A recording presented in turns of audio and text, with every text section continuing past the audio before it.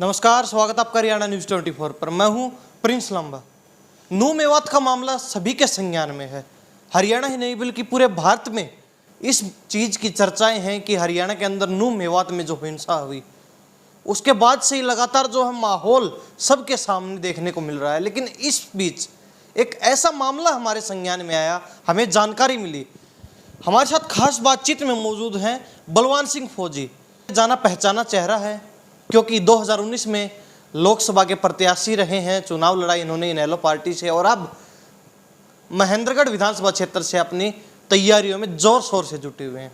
लेकिन इनके साथ एक ऐसी घटना होती है, जो लोग इच्छुक रहते हैं घूमने के, अपने परिवार के साथ घूमना पसंद करते हैं, तो हम तो इतना ही कहना चाहेंगे कि सावधान हो जाएं और कहीं ना कहीं इनका जो आप बीती सुनेंगे तो उस चीज़ को सुनकर आप भी शॉक्ड हो सकते हैं, या फिर यूं कह लीजिए कि आप भी कहीं ना कहीं आगे से अपने परिवार के साथ ट्रेन में सफ़र करने से डरेंगे। पूरा मामला जानेंगे, क्या आप बीती ये बताने वाले हैं, क्योंकि नू मेवात का जहां तक हमने शुरू में ही जिक्र कर दिया है तो उसी चीज़ से संबंधित आज एक ऐसा ही मामला संज्ञान में आया है। फौजी साहब, बहुत बहुत स्वागत आपका हरियाणा न्यूज़ 24। धन्यवाद आपका और आपके पत्नी दर्शक ने सबको बलवान फौजी का जय हिंद जी। आपका मामला हमारे संज्ञान में है कुछ, लेकिन लोग जानना चाहते हैं। लोगों को बता दीजिए क्या पूरा मामला है, क्या घटना आपके साथ घटी हुई, क्या आप बीती आप बताना चाहते हैं। मैं किसी काम से परिवार सहित मुंबई गया था, तो गरीब रथ ट्रेन है, उसके अंदर मेरा आने का रिजर्वेशन था। ट्रेन नंबर है 122-16 और मैं मुंबई से बैठा उसमें दोपहर में, सुबह से थोड़ी दूर चल के, उस टाइम नॉर्मल था, थोड़ी दूर चल के कुछ मोमडन भाई एंट्री की और हर डब्बे में मतलब ये समझो कि 70 से 80% उसमें उन्होंने एंट्री की, जिनमें से 50% के पास टिकट नहीं थी। और उनकी वेशभूषा, वो ऐसा माहौल पैदा हुआ कि भाई ये तो पता नहीं क्या ही है। तो हमारे सामने की बातें हैं।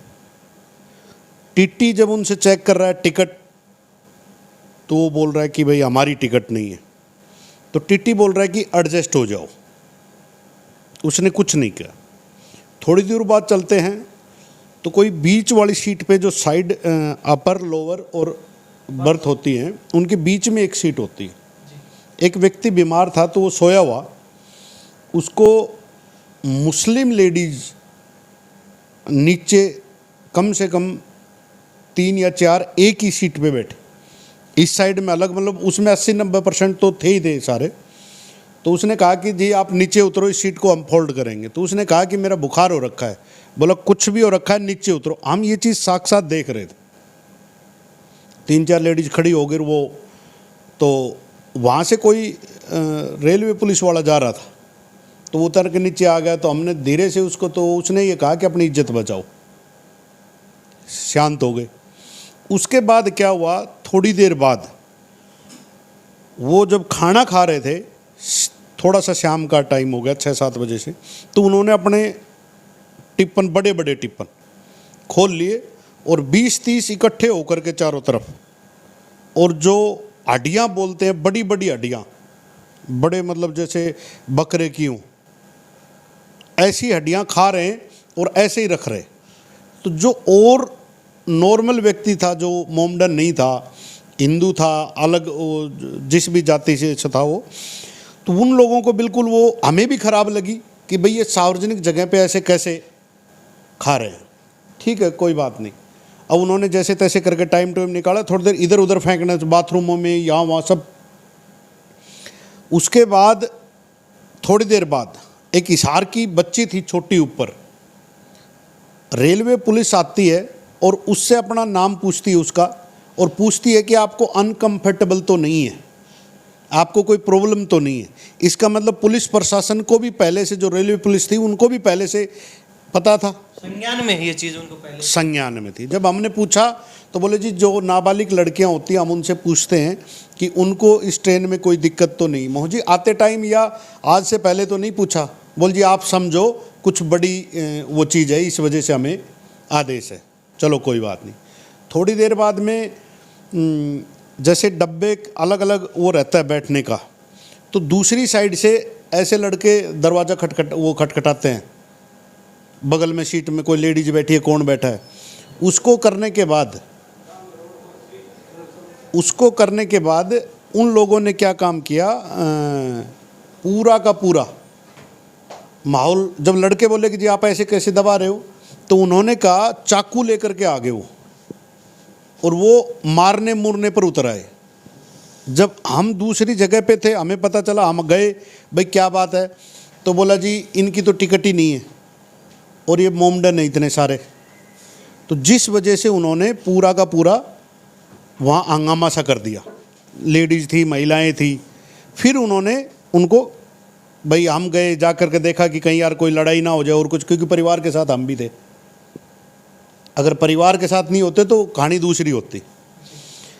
तो ये हुआ। उसके बाद जब टीटी से हम बात कर रहे हैं तो बोले जी इनसे तो बात करने की जरूरत ही नहीं है, ये तो बाहर फेंक देंगे 2 मिनट में, आधे तो बिना टिकट के हैं, बाद में कहाँ घूमते ढूंढते फिरेंगे।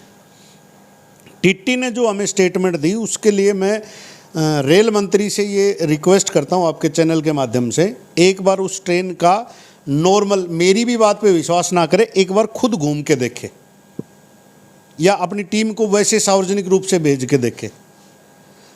अजमेर तक उन लोगों ने जाना था, अजमेर तक हम कैसे बच्चों को लाए हैं और कैसे वहाँ से पहुँचे हैं, जिनके पास चाकू हैं, जिनके पास टिकट नहीं है, जो टीटी को पता है, पुलिस डिपार्टमेंट को पता है। टीटी की स्टेटमेंट है जी ये तो गोधरा कांड होने वाला है बहुत जल्दी, कोई ढंग का सा ग्रुप आया और इनका इलाज कर देगा। तो क्या पुलिस प्रशासन या उसकी जो रेलवे डिपार्टमेंट है, उनकी जो इन्वेस्टिगेशन वाले हैं, उनको नहीं पता रहता कि भाई ये चीज़ें होने वाली हैं या होंगी, या फिर से हिंदू मुस्लिम का एक आंकड़ा आप लेके जा रहे हो। तो लांबा साहब, मेरा तो, मैं फौज का एक सिपाही होने के नाते बता रहा हूँ, इस मामले में मैं ये नहीं कहता मुस्लिम सब खराब हैं, लेकिन जिस टाइम मैंने वो वाकया देखा सारा, मुस्लिमों के साथ हमने नौकरी भी की हुई है, 90 से 95% उस ट्रेन के मुस्लिम सारे के सारे खराब थे। उनकी सोच यही थी कि पता नहीं क्या करते, हम तो बड़ी मुश्किल से वहाँ परिवार को और हम बच के आए हैं। तो आगे बढ़ने से पहले हम पहले ही स्पष्ट कर देते हैं, आज के इस वीडियो के माध्यम से हमारा उद्देश्य किसी भी समुदाय विशेष को, धर्म विशेष को, जाति विशेष को ठेस पहुंचाने का कोई उद्देश्य नहीं है, ना ही हम इस वीडियो के माध्यम से समाज में कोई अराजकता फैलाने का काम कर रहे हैं। बल्कि जो आप बीती, ये फौजी साहब हमारे साथ मौजूद है, बलवान सिंह फौजी, जो बता रहे हैं अपनी, वही हम सिर्फ ऊपर मंत्रालय तक पहुंचाना चाहते हैं। क्योंकि सार्वजनिक स्थान एक बात, दूसरी बात रेलवे डिपार्टमेंट के अंडर में जब पूरा काम आ जाता है तो कहीं ना कहीं देख रेख करना रेलवे पुलिस का काम होता है, या फिर जो ट्रेन का स्टाफ होता है उसकी ड्यूटी बनती है कि जिन लोगों ने रिजर्वेशन करवा कर, क्योंकि फ्री में, मुफ्त में तो कोई सफ़र कर नहीं रहे थे ये लोग, बल्कि अपना पैसा भरते हैं, टिकट खरीदते हैं, उसके बाद कुछ ऐसे अराजक तत्व, असामाजिक तत्व जो ट्रेन के अंदर चढ़ते हैं, वो भी बिना टिकट के, बिना परमिशन के, और कहीं ना कहीं जिन लोगों ने पैसे देकर टिकट खरीदी, उनको इस तरीका जो है भय के माहौल में पूरा सफ़र काटना पड़ता है। तो ये बड़ी जो है निंदनीय घटना हम कहेंगे एक तरीके से। और साथ ही फौजी साहब आगे बातचीत करें, कितने घंटे का आपका सफ़र था ये मुंबई? ये हमारा, हम सुबह 11 बजे चले थे वहाँ से, और दूसरे दिन सुबह हम पहुँचे रेवाड़ी 9:30-10 बजे के आसपास पहुँचे थे। यानी कि 24 घंटे। हाँ, 22-23 घंटे का रास्ता था, जिसमें अजमेर तक ही हमें दिक्कत आई, अजमेर के बाद दिक्कत नहीं आई। अजमेर के बाद दिक्कत नहीं है? अजमेर के बाद दिक्कत, वो सारे उतर गए, वहीं उतर गए उन्होंने, ये था। तो यानी कि आपने कम से कम 20 घंटे इसी प्रकार भय के माहौल में बिताए? बिल्कुल 101% भय। पूरा हम भय नहीं मानते, लेकिन परिवार साथ में, अगले 300-400 है, क्या करेंगे? कटने से अच्छा है, मरने से अच्छा है कि आप समाज को एक मैसेज दो आकर के कि ये भी हो सकता है। वहाँ हमारे साथ कुछ हो जाता है, कोई कुछ नहीं बोलता, सिर्फ इसको एक हिंदू मुस्लिम का टैग दे करके काम ख़त्म कर देते।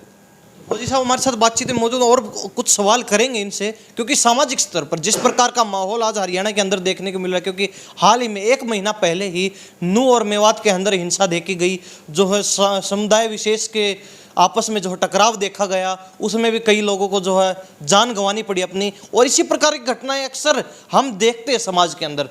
तो इससे सीख भी लेनी चाहिए और साथ ही सरकार और प्रशासन को भी इस चीज़ पर अपनी मजबूत पकड़ रखते हुए कहीं ना कहीं कानून व्यवस्था को काफ़ी सुधार करने की आवश्यकता है और उस पर विशेष ध्यान देने की भी ज़रूरत है। तो फौजी साहब और क्या बताना चाहेंगे आप विशेष? टिकट बुक किया आपने, रिजर्वेशन बुक किया, वहाँ से परिवार के साथ चढ़े आप ट्रेन के अंदर, सफ़र शुरू हुआ, उसके बाद असामाजिक तत्वों की एंट्री होती है, तो आप ही नहीं बल्कि पूरी ट्रेन में, मतलब आपके, अगर मान लीजिए आपके डब्बे की बात करते हैं, कितने और परिवार थे इस तरीके के जो? इशार की एक बेटी थी, मैं नाम नहीं लूँगा क्योंकि बेटी का है थोड़ा सा ठीक नहीं रहता, और एक परिवार हमारे से अगले में था, तो वो जैसे रात को हम पहरा दे रहे थे बच्चों के साथ या वैसे खड़े बैठे थे वहाँ पर, तो वो बार बार हमारी तरफ ऐसे आस से देख रहे थे कि भाई किसी तरह से यही आदमी है जो हमें इनसे बचा सकते हैं। बाद में पूछा कैसे आप क्यों डर रहे हो? बोले जी छेड़छाड़ तो हमारे साथ भी हुई, लेकिन हम 2 ही आदमी हैं धनीवीर, और हम क्या बोल सकते हैं, क्या कर सकते हैं? तो बोला जी कुछ बात हो तो प्लीज़, हाथ जोड़ के उन्होंने हमसे हेल्प और मांगने की कोशिश की कि जी हमारे कोई बात नहीं, हम सारे साथ ही हैं, आप चिंता मत करो, ऐसा कुछ होने नहीं देंगे, हम फौजी आदमी। तो ये चीज़ है। दूसरी चीज़, खाना खाने का तरीका, वहाँ भून शराफा करना, एक सीट पे 5-5 आदमी सो रखे हैं, कैसे सोएंगे? सोच के देखो एक बार आप, 5 आदमी सीट पे बैठे हैं अजमेर तक, क्योंकि टिकट तो है ही नहीं। फिर ना पुलिस प्रशासन की कोई व्यवस्था है, पुलिस प्रशासन के, इसलिए जो टिट्टी बता रहा है मुझे, उससे मुझे बड़ा ताज्जुब हुआ कि जी हमें तो बाहर फेंक देंगे। उनकी बात 101% सत्य भी है, क्योंकि अगर वो बाहर भी फेंक देंगे, बाद में उसको रिजर्वेशन के आधार पे पकड़ोगे तो कैसे पकड़ोगे? 50% तो बिना रिजर्वेशन के, तो बिना रिजर्वेशन वाला कोई डाटा ही नहीं है। कहीं ना कहीं सीधे से शब्दों में कहा जाए तो जो सरकारी लोग जो काम कर रहे हैं वहाँ पर, ट्रेन के अंदर टीटी लगा लीजिए, रेलवे पुलिस वाले आके कहते हैं कि अपनी इज्जत बचा लीजिए और चुपचाप जो है अपना सफ़र काट लें आप जैसे तैसे करके, तो कहीं ना कहीं वो लोग ही अगर इस प्रकार भय के माहौल में, तो आपके साथ तो जो घटना स्वाभाविक ही है। वार्ड बॉय होता है वहाँ एक, जो कंबल और तकिया ये देता है, उसने सबको एक एक करके अपनी सीट के हिसाब से वो रख देता है, वो इंडिविजुअल नहीं पकड़ाता, आप पकड़ो, उसका टाइम आएगा चढ़ने का, वो आकर के अपने आप सो जाएगा उसमें। 3 एक साइड में लोअर बर्थ, अपर बर्थ और मीडियम बर्थ, ये हैं 3, तीनों का उसने रख दिया है। उसके बाद उससे डिमांड की जाती है कि और आने दो, बोला नहीं जी इतना ही था, बोला नहीं मेरे को तो और चाहिए। अब बताओ कहाँ जाओगे? और वो बेचारा चुपचाप ला करके दे दिया, बाद में जिसको नीड थी उसको मिले भी नहीं।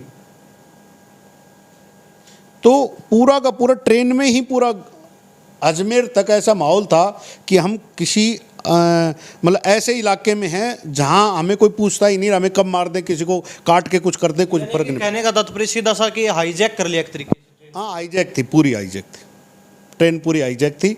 और मैंने आपको बताया अभी, मैं ये रक्षा मंत्री से इसलिए भी डिमांड कर रहा हूँ क्योंकि फौज का सिपाही हूँ और देश किस हाल में जा रहा है, अगर टाइम से संभाल लिया गया तो बहुत कुछ हो सकता है, नहीं तो ऐसे ही हम जैसे दुखी हैं ऐसे कोई और दुखी होगा, कोई और बात हो जाएगी तो कौन जिम्मेदार होगा।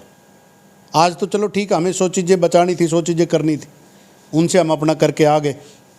और ये तो आपने ये सिर्फ इस रूट की एक ट्रेन का आपने जिक्र किया है, इसी प्रकार जो पूरे दिन में जितनी ट्रेनें चलती कहीं ना कहीं ऐसा माहौल हर एक ट्रेन में देखने को मिलता होगा। मेरे ख्याल से अगर उस एरिया में जाते हैं तो ऐसा मिलेगा।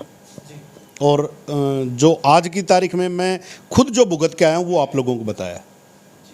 तो कहीं ना कहीं आपको नहीं लगता, क्योंकि कुछ लोग होते हैं इस प्रकार की मानसिकता के, कहेंगे जिस प्रकार आपने नूंह मेवात में हिंसा में देखा होगा, कहते हैं कि हम तो इनके साथ हैं, ये सही कर रहे हैं, इस प्रकार के जो उनके खिलाफ बोलता है कहते हैं कि इनकी तो मानसिकता ये है कि ये दंगे भड़काएं।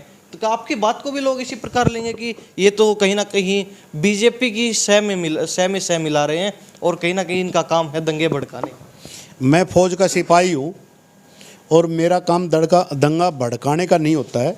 मेरा काम जो हमें सुरक्षा की करने की जिम्मेदारी मिलती है उसको हम पूरा करते हैं। अब जब हम पूर्व सैनिक हो गए तो जो हमें सुरक्षा में चूक दिखाई दे रही है वो तो देश को बता सकते हैं। इसमें मैंने ये नहीं कहा किसी को जाकर के लाठी लो और उसको मारो। मैं सरकार से रिक्वेस्ट कर रहा हूँ, रक्षा मंत्री से इसे अपने रक्षा मंत्री से और अपने रेलवे मंत्री से रिक्वेस्ट कर रहा हूँ, एक बार आप अपने बिहाव पे उसको चेक करवाएं।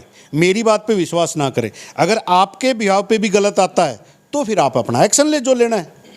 तो मैंने इससे तो सीधे शब्दों में कहें तो मंत्रालय को भी, विभाग को भी कहीं ना कहीं लाखों करोड़ों रुपए का चूना लग रहा है इस प्रकार जो बिना रिजर्वेशन के, बिना टिकटों के जो सफर किया जा रहा है ट्रेनों के अंदर। हाँ लग रहा है, क्योंकि जो आए थे उसमें अपने आप पता चल जाता है। 72 सीट होती हैं, 72 सीट में 10-12 सीट थी नॉर्मल हमारे जैसों की, 10-12 किसी में, 10-12 किसी में। जो बच्चे 60 में से मेरी गारंटी है 25 से 20 आदमी बिना टिकट के थे एक डब्बे में, और वो डब्बे थे टोटल 18 से 20। तो आप 20 को 20 से गुणा करेंगे, 400 आदमी है। 400 आदमी की, एक आदमी की टिकट वो 1600 रुपये की होती है। तो 400 आदमी की आप टिकट का अंदाज़ा लगा लीजिए कितना नुकसान। ये एक टाइम का, एक ट्रेन का है, एक तरफ का है ये। एक तरफ का है। तो इसी प्रकार मान लीजिए इस रूट पर डेली की 20 ट्रेनें भी चलती हैं तो एक ही दिन का लाखों करोड़ों रुपए का सीधा सीधा सा चूना जो है विभाग को लगाया जा रहा है। आपके सामने प्रैक्टिकल है ये तो। और कहीं ना कहीं अगर इस माहौल में अगर देखा जाए जिस प्रकार आप बता रहे हैं, टीटी को सब पता है, रेलवे पुलिस को सब पता है, विभाग को सब संज्ञान में है, फिर भी इस पर कोई एक्शन लेने के बजाय इस चीज़ को जो और बढ़ावा मिल रहा है, तो सीधी सी इन्वॉल्वमेंट इसमें विभाग की भी कहीं ना कहीं कमी और गलतियां मानी जाएंगी। विभाग और टीटी ने जो बताया ना कि बाहर फेंक देंगे, मेरे को जो 2 बच्चियां नाबालिग बेटियों से लिखवा के लेके जा रही थी, मैं आपको कभी ले चलूँगा उसमें, तो बच्चियों से ये लिखवा रही थी कि आप अनकम्फर्टेबल तो नहीं है। तो कहीं न कहीं उनकी निगरानी में थी, कहीं न कहीं निगरानी में थी ना। तो ये चीज़ है, तो सारी चीज़ें उनको पता होता है, लेकिन उनकी भी बेचारों की मजबूरी, वो भी तो हमारे जैसे हैं। जब तक सरकार का आदेश नहीं आएगा, सरकार कोई चीज़ एक्शन नहीं लेगी, वो बेचारे क्या करेंगे। तो आज के समाज में फिलहाल बात करें, आपने नूह मेवात का पूरा मामला देखा हो, किस प्रकार हिंसा भड़की, कई लोगों ने अपनी जान गंवानी पड़ी उस चीज़ में। उसके बाद लगातार ऐसी घटनाएं आप देखते रहते हैं, कभी देश के किसी हिस्से में इस प्रकार की घटना सामने आती है, कभी किसी हिस्से में इस प्रकार की हिंसा की खबरें सुनने को मिलती हैं। तो ऐसा माहौल, और उसके बाद अपने आप बीती आप सुना रहे हैं ट्रेन की, उसके अंदर भी एक जो है अपने संप्रदाय विशेष के प्रति ऐसी सोच, और जो दूसरे संप्रदायों को लेकर जो है इतना मतलब नीचा सोचना, एक तरीके से कहीं ना कहीं क्या लगता है ये सोच देश को कहीं ना कहीं बड़े खतरे में धकेल रही है इस चीज़। पूर्व सैनिक होने के नाते जो ट्रेन में हुआ और जो ये नूह में हो रहा है, ट्रेन वाला मेरे सामने प्रैक्टिकल आया, मैंने बताया। जहाँ जहाँ आप बता रहे हो कि इस प्रकार के दंगे पहले होते, चाहे नूह का हो, चाहे बाहर कहीं का भी हो, आप एक बार राजनीति क्षेत्र को, राजनीति सिस्टम को उठा करके देख लीजिए। जिस एरिया में, जैसे यहाँ राजस्थान में चुनाव है, हरियाणा में चुनाव है, यहाँ हुआ, थोड़ा सा आगे पीछे चले जाओ, जहाँ चुनाव होंगे वहाँ होगा। तो उस पर तो हम, क्योंकि पूर्व सैनिक का एक मामला है कि राजनीति वाली चीज़ों पे हम साफ सुथरी, अगर राजनीति भी करते हैं तो साफ सुथरी करते हैं, और जो और राजनीति करते हैं उसमें समाज और आपस में भाईचारा खराब, और हमारा हिंदू मुस्लिम हो, उसमें हम थोड़ा सा दूर रहते हैं, क्योंकि वहाँ हम टुच्ची राजनीति करने के लिए नहीं आए। राजनीति भी करेंगे तो छाती तान के करेंगे।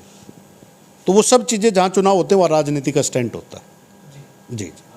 तो आपको नहीं लगता कि इस प्रकार जो राजनीति भी अगर मान लीजिए इस बीच चल रही है, तो ये राजनीति समाज के लिए, देश के लिए बड़ा खतरा बनती जा रही है? सबसे बड़ा खतरा यही है, आने वाला टाइम भी यही है कि राजनीति, जो भी पार्टी ऐसा करेगी, आज नहीं तो कल उसका पतन जरूर होगा, चाहे वो कोई भी हो। चलो एक सवाल और कर लेते हैं। जिस प्रकार आप भी पूर्व में लोकसभा के प्रत्याशी रहे हैं, अभी विधानसभा की तैयारी आप महेंद्रगढ़ विधानसभा क्षेत्र से कर रहे हैं, निर्दलीय प्रत्याशी के तौर पर फिलहाल जनता के प्रत्याशी के रूप में आप लगे हुए हैं लगातार।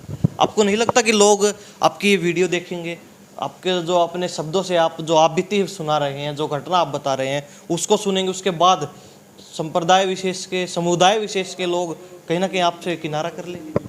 आपकी राजनीति खराब नहीं हो रही? जब हम बॉर्डर पे खड़े रहते हैं तो हमें सामने क्लियर पता चलता रहता है कि मुसलमान और जो आतंकवादी होते हैं वो मुस्लिम कौम के अलावा आज तक हुए नहीं हैं। और वो सामने बॉर्डर पे खड़े रहते हैं, तो वो भी तो देश को पता रहता है कि एक फौजी बॉर्डर पे खड़ा है, सामने कोई भी आ रहा है उसको टारगेट कर रहा है। तो आज हम उस चीज़ को, जो कोई चीज़ हमारे सामने आई और हम फौज में नहीं है, पूर्व सैनिक हैं, तो देश को बताएं तो सही कि ये चल रहा है। वहाँ भी तो हम मार करके आकर के बताते हैं कि हमने टाइगर हिल जीत लिया, हमने यहाँ चोटी पे थे वो जीत लिया, ये जीत लिया, तो मार के ही आके बताते हैं। यहाँ हम उस चीज़ में नहीं हैं, तो लोगों को ये संदेश तो देश के, सरकार को ये संदेश तो देश के कि आपके ये हो रहा है और हम उसको गलत है ये, और गलत को गलत और सही को सही बोलना आना चाहिए, चाहे सामने कोई भी हो। फौजी साहब हमारे साथ खास बातचीत में है, जिस प्रकार पूरी आप बीती ये बता रहे हैं, और कहीं ना कहीं हम पहले स्पष्ट कर चुके हैं कि समुदाय विशेष, धर्म विशेष का भावनाओं का आहत करना और इस वीडियो के माध्यम से हमारा कोई उद्देश्य नहीं है, सिर्फ वास्तव में चल क्या रहा है, क्योंकि समाज में इस प्रकार की घटनाएं अक्सर देखने को मिलती हैं, माहौल ही ऐसा बना हुआ है आज के दिन। और इस बीच इस प्रकार जो है आप बीती फौजी साहब जो बता रहे हैं, ऐसी मामलों पर संज्ञान लेना, तुरंत संज्ञान लेना बहुत आवश्यक है। और किस प्रकार जो है रेलवे विभाग को लाखों करोड़ों रुपए का प्रतिदिन चूना लगाया जा रहा है, प्रतिदिन घाटे में जा रहा है। उसके बाद कहीं ना कहीं आम परिवार, जो व्यक्ति अपने पूरे परिवार के साथ ट्रेन के अंदर सफ़र करता है और ऐसा भय का माहौल उसको देखने को मिलता है, तो वो किस प्रकार जो है अपने आप को सुरक्षित महसूस करे आज के समाज में। रेलवे डिपार्टमेंट कहता है कि रेलों के अंदर किसी प्रकार की घटनाएं नहीं घटती हैं, हमारी विशेष नज़र है, हमने अनेक कड़े कदम उठाए, लेकिन जिस प्रकार फौजी साहब ने जो वाकया साझा किया है, उस हिसाब से देखने में यही महसूस होता है कि आज तक कोई भी कदम जो है इस प्रकार की चीज़ों को संभालने के लिए शायद ही उठाया गया हो रेलवे डिपार्टमेंट की तरफ से या फिर सरकार की तरफ से, लगा लीजिए। तो मतलब क्या कहना चाहेंगे इस प्रकार? तो मान लीजिए आपने आज घटना वाकया शेयर किया, कल को किसी और परिवार के साथ होगा, पहले भी होगा किसी ना किसी के साथ। तो ऐसे में तो आम जो लोग हैं, जो अपने पूरे परिवार के साथ घूमना पसंद करते हैं, और ज़्यादातर लोग मिडिल क्लास की बातचीत करें तो एरोप्लेन में तो बहुत कम जा पाते हैं। एक सुगम जो है साधन रेलवे को ही माना जाता है, रेल को ही माना जाता है, और उसमें भी इस प्रकार का माहौल देखने को मिलता है, तो लोग किस प्रकार जो है आने वाले समय में। ये पहले तो मैं सरकार को इसके लिए कहना चाहता हूँ कि आप इस चीज़ पे संज्ञान ले, अन्यथा ये बहुत बुरा हो सकता है। दूसरी बात, जो आम आदमी जाता है ट्रेन के अंदर, आम आदमी का एक सिस्टम होता है कि मैं अपने परिवार के साथ मेरी बाहर घूमने भी जाऊंगा और मैं आराम से परिवार के साथ 2-4 दिन बाहर रह के वापस आऊँगा। जब आप रास्ते में जाते हो और आपको जो कुछ ऐसी चीज़ों से सामना होता है, तो वो पूरा का पूरा डर का माहौल होता है। और ये भी मैंने आपको, अगर मैं सिविलियन होता तो हो सकता है मैं बयान ना कर पाता, लेकिन मैं पूर्व सैनिक हूँ, मेरे को पता है कि भाई हमें बॉर्डर पे भी ट्रेनिंग में भी यही चीज़ सिखाई जाती है, और वो चीज़ बताना मेरी मजबूरी है। बहुत ऐसे लोग, मेरे साथ भी तो बहुत लोग थे, हिसार के भी थे, यहाँ अपने रेवाड़ी के भी थे, बहुत जगह के लोग थे, तो उन लोगों ने भी नहीं बताया भाई ठीक है हम तो पहुँच गए, ठीक उतरे तब ठीक है यार हम तो पहुँच गए भाई सही सलामत, भगवान करे आगे से इस साइड में ना जाए। तो ऐसा करके मतलब हर आदमी वहाँ उस सिस्टम से निकलता है, तो उसकी आत्मा ही बता सकती है कि उसको कितनी तकलीफ है, कितनी उसको प्रॉब्लम हुई, कितना क्या चीज़ हो। तो मेरी यही रिक्वेस्ट है, जो भी भाई जाए, और मुस्लिम भाइयों से भी रिक्वेस्ट है, इन चीज़ों में कुछ नहीं रखा, अंत इनका बहुत बुरा है। इन चीज़ों को छोड़ करके आम जन को एक भाईचारा बनाने का आप क्या सुझाव देना चाहेंगे? जिस प्रकार रेलवे डिपार्टमेंट लगा लीजिए, रेल मंत्री लगा लीजिए, या फिर रक्षा मंत्री, गृह मंत्री तक, क्या सुझाव देना चाहेंगे? वास्तव में क्या कदम उठाए जाने चाहिए? आपको क्या लगता है किस प्रकार की जो है इन चीज़ों पर रोक लगनी चाहिए? किस प्रकार क्या हो सकता है इसमें? सॉरी, रोक लगाने के लिए मेरे हिसाब से जो सुझाव है, एक तो जो टीटी के साथ पुलिस प्रोटेक्शन होनी चाहिए, ताकि जिनके पास टिकट नहीं उनको बाहर कर दिया जाए, और जिनके पास टिकट नहीं होती वो शरारती तत्व होते हैं।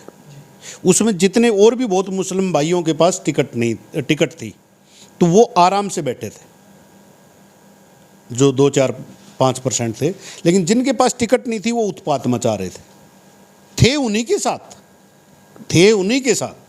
तो दूसरा, जो हमारी फोर्सेज हैं, जैसे 2 बच्चियां आ रही हैं और वो लिख के ले जा रही हैं, 2 बच्चियों का क्या प्रभाव पड़ता है पूरे 50 आदमियों के सामने? और वो भी रेलवे पुलिस, कोई बात नहीं, वो वर्दी में थी लेकिन पुलिस वो क्या समझे उस चीज़ को। तो ऐसा कुछ सिक्योरिटी बढ़ाई जाए और अपने ब्याह पर उसका देख रेख की जाए कि भाई कहीं और तो इस ऐसे इलाकों में जैसे अजमेर जाते हैं तो अजमेर के पहुंचने वाली चारों तरफ की ट्रेनें और जहाँ जहाँ से मोमडन भाई आते हैं वहाँ से सरकार को ये चीज़ निगरानी रखनी चाहिए। और प्लेटफार्मों पे हर जगह बाहर आने के बाद भी, चलो ट्रेन में तो वो हरकत कर सकते हैं, बाहर ऐसा होना चाहिए जैसे निकले तुरंत टीटी चेक करवाई, नहीं है तो वहीं फोर्स होनी चाहिए, वहीं अंदर करो। तो ये, क्योंकि जब तक आप सख्त नहीं होंगे तब तक काम नहीं बढ़ने वाला। सरकार कहती है अनेक जो है इस प्रकार के कदम उठाए जाते रहे हैं, हमेशा से सुधार होता रहा है, आगे भी होता रहेगा। लेकिन जैसे हम नू मेवात की बातचीत कर लेते हैं, राजनीतिक रूप से अगर बातचीत करें, क्योंकि आप भी राजनीति में हैं, आप भी राजनेता हैं, राजनीतिक रूप से अगर एक सवाल किया जाए आपसे, सरकार ने कदम उठाया, अभी हाल ही में देखा गया बुलडोजर चला नू मेवात के अंदर, आपराधिक तत्व थे, असामाजिक तत्व थे, या फिर जो लोग रोहिंग्या भी बता रहे हैं वहाँ बाहर से रह रहे थे, उन पर कार्रवाई की गई। लेकिन कुछ लोग जो है समाज के ऐसे भी हैं, चाहे वो किसान नेता लगा लीजिए, वो उस चीज़ के खिलाफ खड़े हुए, उन्होंने मैं जो है मेवातियों को साथ दिया। हाँ चलो हम मान लेते हैं, ये हम नहीं कहते कि 100 लोगों में से सभी ही खराब होते हैं, लेकिन कहीं ना कहीं वो कहते हैं ना कि एक भैंस जो गार की भरी होती है वो 100 भैंसों को कीचड़ लगाती है।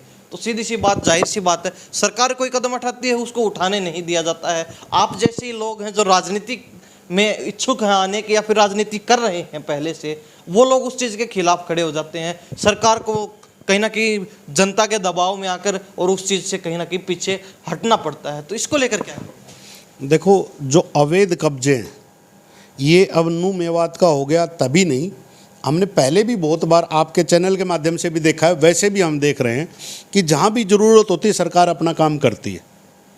उसमें सरकार की, और जो अगर सही को हटा रहे हैं तब हम बोल सकते हैं, लेकिन जो वो गलत जगह पे उन्होंने अपनी कंस्ट्रक्शन कर रखी है या और कुछ कर रखा है, तो उनके ऊपर अगर सरकार कोई पंजा चलाती है या कुछ भी करती है तो वो सरकार को कोई उस ज़मीन की अपनी आवश्यकता होगी और वो खाली नहीं कर रहे होंगे, तो जिस वजह से वो कर रहे हैं। और दूसरी चीज़, ये चीज़ तो आजकल आम जगह पे हो गई है, चाहे गांव के सरपंचों का लगा लो या गांव का काम लगा लो, या अभी ये 148 भी बन रहा है, इसमें भी बहुत लोगों की दुकानें टूटी हैं, मकान टूटे हैं। तो जहां सरकार को आवश्यकता रहती है वहां पर वो अपना तोड़फोड़ अपने हिसाब से करती है। नाजायज वो जिस दिन करेगी हम फिर उसके खिलाफ आएंगे।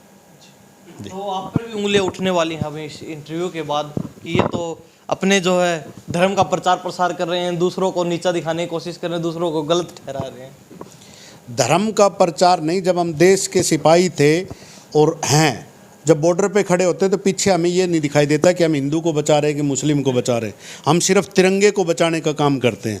और वही चीज़ आज आपके सामने से बोलता हूँ, जब कोई चीज़ हमारे सामने गलत आई तो हमने मैसेज दिया है।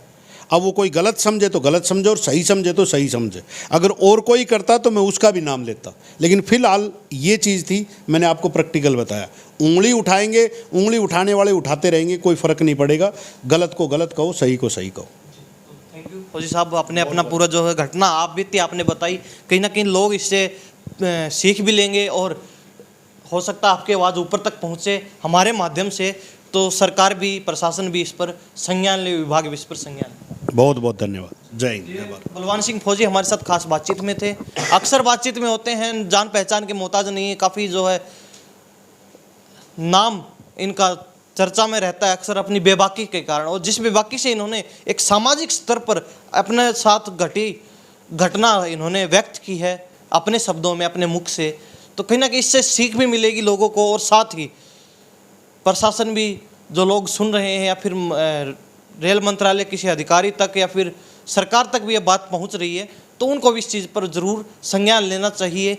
और जिस प्रकार हमने पहले भी स्पष्ट कर दिया है कि किसी भी धर्म विशेष समुदाय को नीचा दिखाने का उद्देश्य नहीं है, बल्कि सामाजिक स्तर पर किस प्रकार जो है इन बुराइयों को, इन नकारात्मक विचारों को, एक नकारात्मक सोच जो लोगों के अंदर आज के समय में माहौल बना हुआ है, उसको दूर किया जा सकता है। उसके लिए एक सामाजिक स्तर पर इस बात को रखा गया है ताकि समाज में सुधार हो सके। तो इन्हीं सब बातों के साथ मैं प्रिंस लांबा, मेरे सहयोगी विनय सिंधु के साथ, हरियाणा न्यूज़ 24। नमस्कार, जय हिंद।